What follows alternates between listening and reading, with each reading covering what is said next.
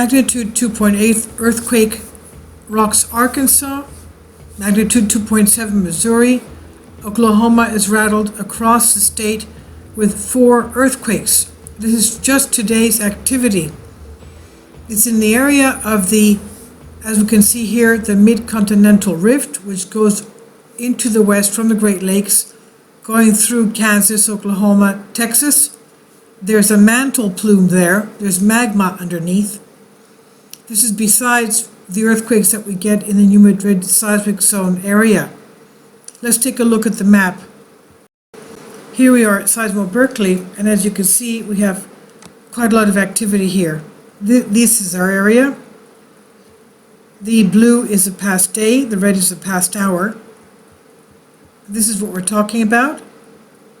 2.7 made in Missouri, 11.9 kilometers depth. 16 people felt it, reported feeling it, so the 2.2 right under that at the top of Arkansas,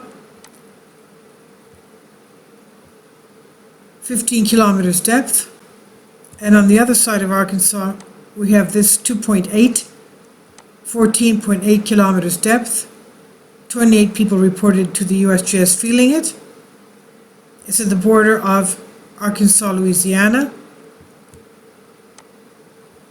And then we have the earthquakes, 5 earthquakes all along Oklahoma. 2.1, 1.5. One of them was a quarry blast. I think the 1.5, if I remember correctly, was the quarry blast. That's a quarry blast. 1 reported feeling it. And the remainder, 1.9.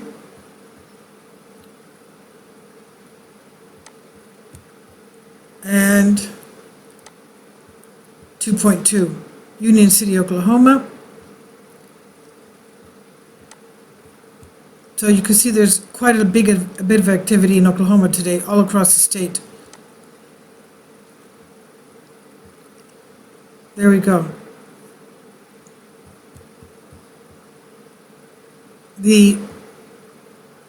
Let's go to the Missouri quake.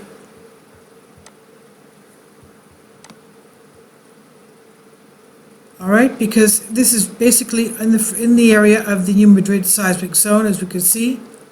New Madrid, Missouri. And we'll go to the aerial so we could have a better look. And the tectonics.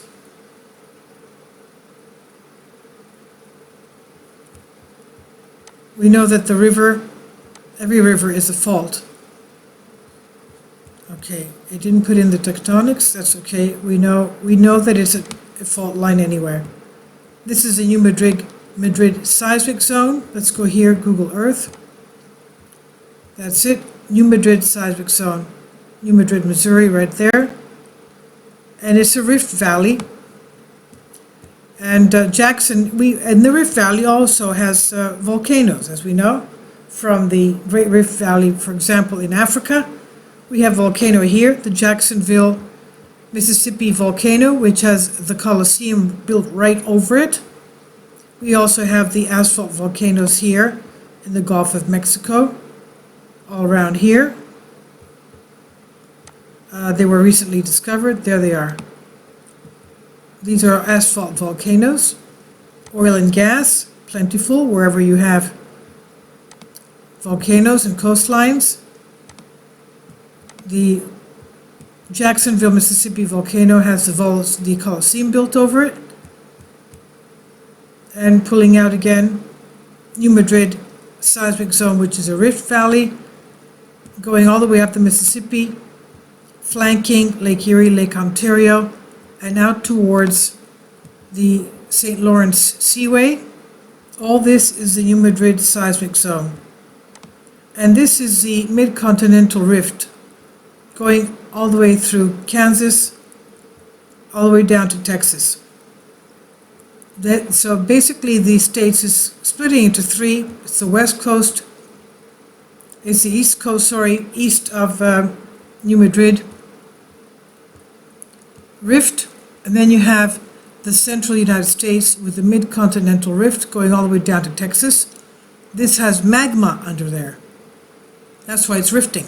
At one point, Lake Superior was much closer to Wyoming, to Yellowstone. And because of the rift, of course, it's growing. And we have a lot of Kansas. Kansas, for example, we did a video a little bit back there. Kansas has 3 volcanoes here, 3 plus 9 volcanoes, 12 volcanoes here. That's 15 volcanoes. And they're diamond spitting volcanoes. They're kimberlite volcanoes which explode because of the type of volcano they are.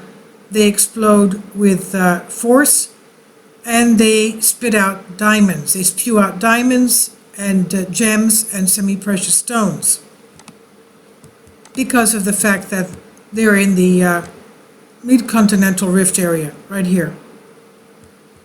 And going back to our quakes, Missouri,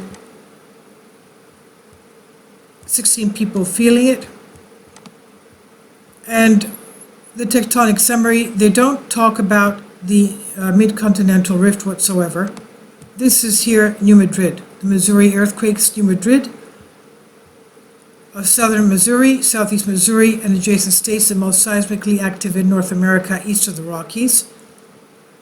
During the winter of 1811 and 12, 3 very large earthquakes devastated the area and were felt throughout most of the nation. They occurred a few weeks apart, December 16, January 23, February 7. Hundreds of aftershocks, some severely damaging by themselves, continued for years. Prehistoric quakes similar to the size of those in 1811 and 12 occurred in the mid-1400s and around 900 AD. Strong damaging earthquakes struck in southwestern end of the seismic zone near Mark Tree, Arkansas in 1843 with a magnitude 6.3. And northeast and near Charleston, Missouri, Missouri, 1895, magnitude 6.6. You can imagine how big they were, because you can feel these quakes 10 times more than you would in the West Coast. Since 1900, moderately damaging earthquakes have struck the seismic zone every few decades. About twice a year, people still feel still smaller quakes that do not cause damage. Well, twice a year, that's gone now because of the fact that we have so much seismic activity in this area that it's not just twice a year that they feel them almost every day now. Okay. Now, earthquakes in the central and eastern U.S. are typically felt over a much broader region than in the western U.S. east of the Rockies. An earthquake can be felt over an area as much as 10 times larger than a similar magnitude earthquake on the west coast.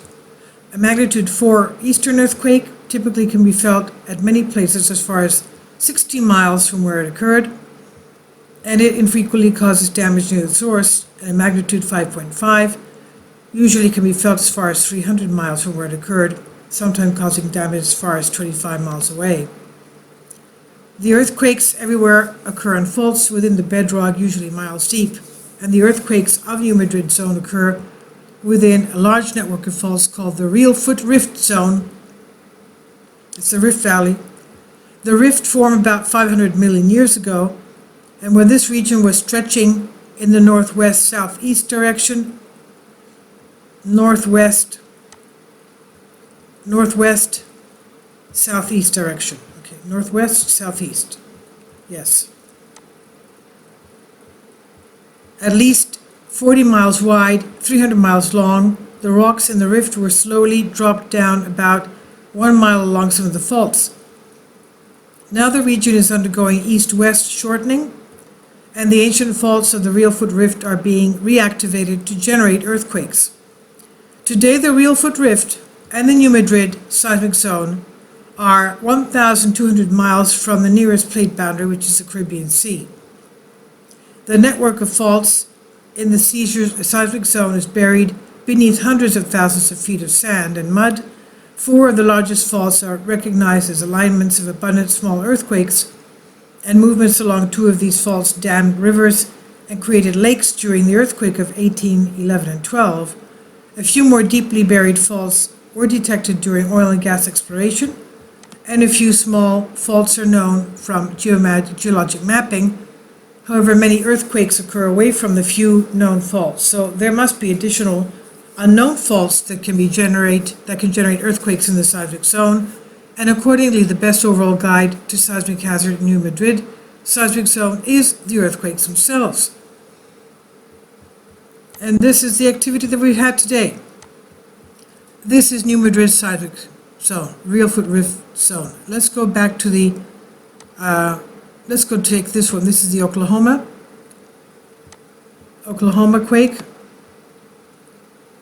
And again, it has to do with the Missouri. They don't talk about the fact that this is the area of the mid-continental rift.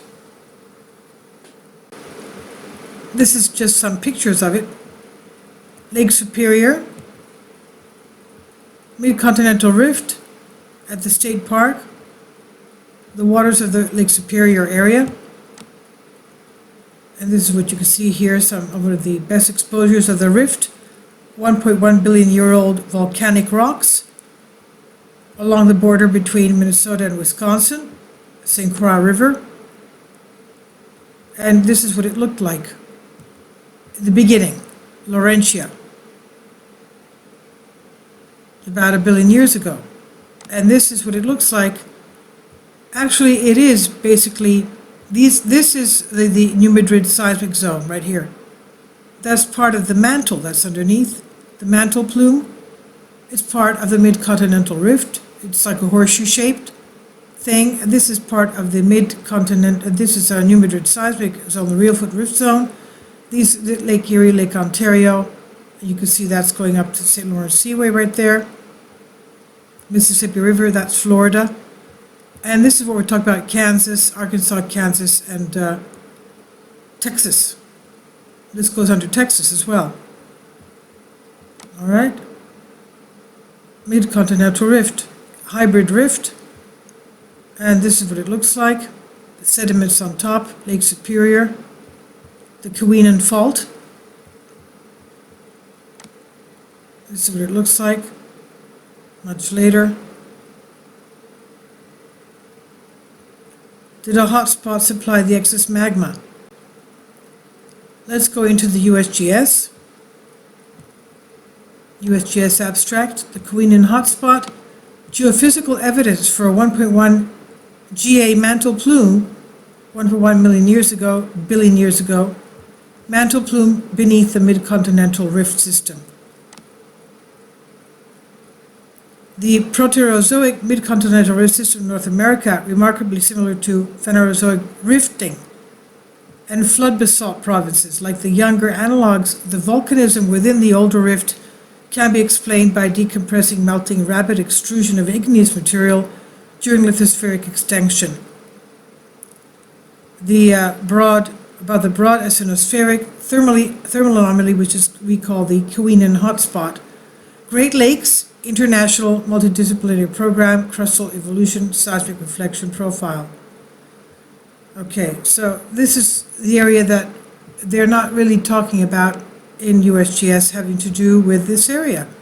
There it is, that horseshoe shape, the western part goes through this, and the eastern part goes through the New Madrid seismic zone. That's why we have many a times, we have earthquakes in this area. Central, United States, and the New Madrid seismic zone, because it's the same mantle plume. It's the same mantle. And it says here, the mid-continental rift is a place where visitors can interact with geological features more than 1 billion years old, evolution from extensional beginning to rift failure from ice age glaciation. Okay? And we don't know where what they say here in this video. I'll leave a link below for you for this. They don't know where the magma is coming from, but it's there. Okay, so that's what's happening here. One of these, of course, we said was a quarry blast. This one here, the 1.5, that was felt by one person. But I don't believe that all these quakes are all from from fracking, hydraulic fracturing. There is, of course, the increase of earthquakes because of that, but this also has to do with the geology of the area. Let's not forget that there is a lot of oil and gas under there, and there's a lot of magma under there as well. So I'll leave a link below for you for this. Thank you.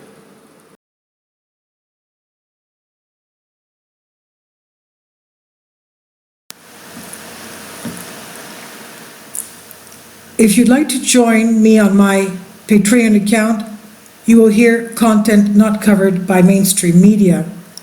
These riveting stories will be based on my research, and I will state my opinions and give my personal insight on diverse and controversial subjects and world events not covered by mainstream media, and not supported by YouTube guidelines. So whatever I have on my Patreon, most of those will not be on my YouTube channel. Please consider becoming a member today. More of the most significant and important videos will be on my Patreon channel. Your support helps me to continue my research and keeps this YouTube channel alive. And we depend on your support, your generous charity, because we help economically challenged families here in Athens, Greece, in Kapota, and we also help the young generation with university tuition and the community around our church. Thank you.